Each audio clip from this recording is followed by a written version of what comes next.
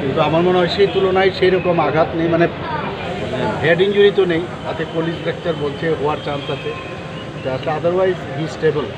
এবং ওনার সাথে ড্রাইভার এবং একজন পিজিও ইনজোর্ড হয়েছে, দুজন পিজি, তো একজন পিজি একজন ড্রাইভার, তাদেরও ভালোই আছে বললো, ডাক্তারবাবুদের সাথে কথা বলেছি।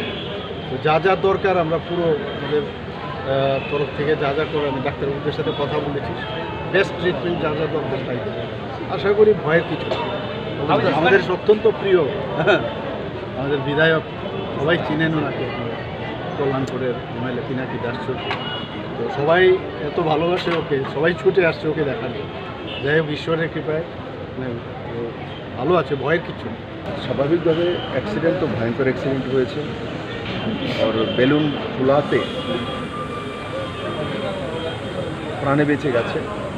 পায়ে এবং হাতে চোট লেগেছে, হাতে হয়তো বা ফ্র্যাকচার আছে, কিন্তু তাদেরকে এখন এক্সরে মাত্র করেছে, তার রিপোর্ট আসবে।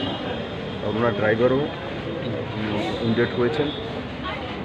জিবি হসপিটালের স্টাফের উপরে, ডাক্তারদের উপর আমার পুরো ভরসা আছে যে কম সময়ের মধ্যে চিকিৎসা করে যেভাবে পিনাকি দাস চৌধুরী জনতার মাঝে থাকেন, ওর সেই দিশাতে আবার উঠে এখান থেকে যাবেন।